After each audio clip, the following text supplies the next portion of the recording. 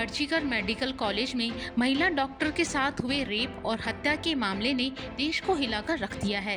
वहीं इस मामले में न्याय में हो रही देरी को लेकर ममता बनर्जी सरकार और पश्चिम बंगाल पुलिस की काफी किरकिरी भी हो रही है। इतना ही नहीं, चीफ जस्टिस डीवाई चंद्रचूड़ की अगुवाई वाली 3 जजों की बेंच ने सुनवाई में भी पश्चिम बंगाल सरकार और पुलिस को खूब खरी खोटी सुनाई। इस मामले में ममता सरकार का पक्ष रख रहे वरिष्ठ वकील कपिल सिब्बल सुप्रीम कोर्ट के सवालों पर कई बार फंसते नजर आए। कोर्ट ने सवाल किया कि बिना चालान के पोस्टमार्टम कैसे किया गया। उनसे पूछा कि पश्चिम बंगाल पुलिस ने प्राथमिकी दर्ज कराने में 14 घंटे की देरी क्यों की। इसके साथ ही सुप्रीम कोर्ट ने मृतक डॉक्टर की तस्वीरें सोशल मीडिया से हटाने के भी आदेश दिए। आर्जिकर मेडिकल कॉलेज में महिला डॉक्टर के साथ रोंगटे खड़े कर देने वाली बर्बरता हुई है, लेकिन उसके बाद भी अक्सर ऐसा देखने को मिलता है कि पुलिस प्रशासन और राज्य सरकार इन्हें लेकर गंभीर नजर नहीं आती है। अगर पीड़िता जिंदा है तो वो न्याय के लिए गुहार लगाती ही रहती है, और अगर उसकी मौत हो जाती है तो उसके बाद उसके परिजन न्याय के लिए भटकते रहते हैं, लेकिन होता कुछ नहीं है। इस केस में भी कुछ ऐसा ही देखने को मिल रहा है, जहां ये कहा जा रहा है कि राजनीतिक संरक्षण के चलते आरोपी का बचाव किया जा रहा है। फिलहाल मामले को लेकर सुप्रीम कोर्ट में सुनवाई की जा रही है। अब इस मामले में न्याय कब तक आता है ये तो देखने वाली बात होगी। लेकिन इस केस के बाद एक नई रिपोर्ट भी सामने आई है। इस रिपोर्ट में रेप और गैंग रेप के बाद हत्या के मामलों में राष्ट्रीय अपराध रिकॉर्ड ब्यूरो के आंकड़ों का विश्लेषण किया गया है। इस श्रेणी के तहत 2017 और 2022 के बीच 1551 मामले दर्ज किए गए हैं। इस तरह देश में 6 साल के दौरान हर सप्ताह रेप के बाद हत्या के 5 मामले रोज घटित हुए हैं। 2018 में सबसे ज्यादा 294 बलात्कार या सामूहिक बलात्कार के साथ हत्या के मामले दर्ज किए गए। साल 2020 में सबसे कम 219 मामले दर्ज किए गए। ये संख्या 2017 में 223 थी।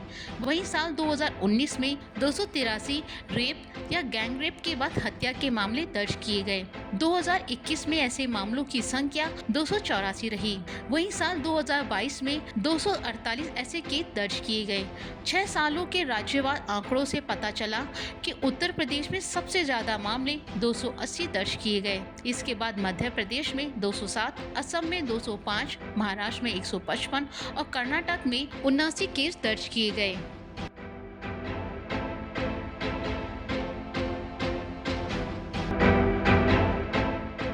भारत में महिलाओं के खिलाफ अपराधों की जांच और मुकदमा चलाने में बड़ी चुनौतियां हैं। 2022 में लगभग 45,000 रेप के मामलों की जांच पुलिस को सौंपी गई, जिसमें से सिर्फ 26,000 मामलों में ही चार्जशीट दायर की गई। इसकी संख्या 2022 में दर्ज घटनाओं की संख्या में भी कम थी। रिपोर्ट के अनुसार 2022 में रेप के बाद 3200 मामले पुलिस में दर्ज किए गए थे। हालांकि पिछले साल से लंबित 1300 से ज्यादा मामले पहले से ही विचाराधीन थे, जिससे पुलिस पर लगभग 45,000 मामलों का जांच का बोझ था। लेकिन दोषियों के खिलाफ मुकदमा चलाने के मामले में 2022 में लगभग 26,000 मामलों में ही चार्जशीट दायर की गई।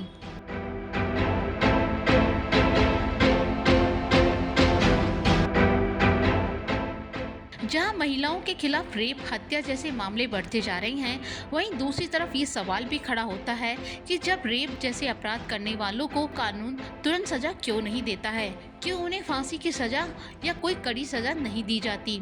और इससे भी बड़ा सवाल ये है कि आखिर ऐसे अपराधियों को वकील ही क्यों दिए जाते हैं। इन सवालों का जवाब हमारी न्याय प्रणाली है। हमारे देश में न्याय व्यवस्था में कहा गया है कि अपराधी को भी एक बार अपना पक्ष रखने का हक है। गरीब लोगों और जघन्य अपराधों में जब कोई भी आरोपी का केस लड़ने को तैयार नहीं होता, तो ऐसे मामलों में जज वकील को नियुक्त कर सकते हैं। कोलकाता के आर्जिकर अस्पताल में ट्रेनी डॉक्टर की रेप के बाद हत्या करने वाले दरिंदे संजय रॉय को फांसी की सजा दिलाने के लिए देश भर में सड़क से लेकर अस्पतालों में डॉक्टर से लेकर आम जन तक ये मांग उठी कि आरोपी को फांसी हो। सभी वकीलों ने उसका केस लड़ने से भी भी इनकार कर दिया था, लेकिन फिर भी उसे वकील मिला।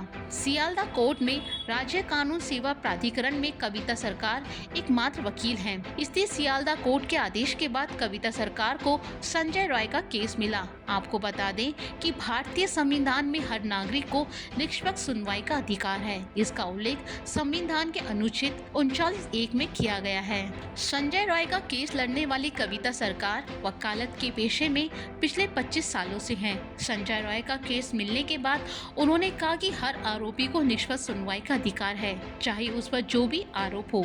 उन्होंने कहा कि केस लड़ना उनका काम है और वो कानून के हिसाब से अपना काम करेंगी।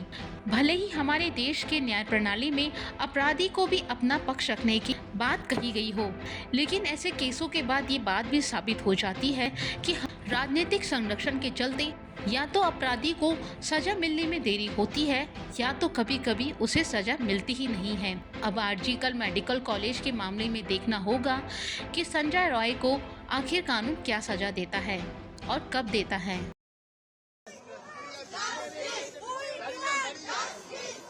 गाड़ी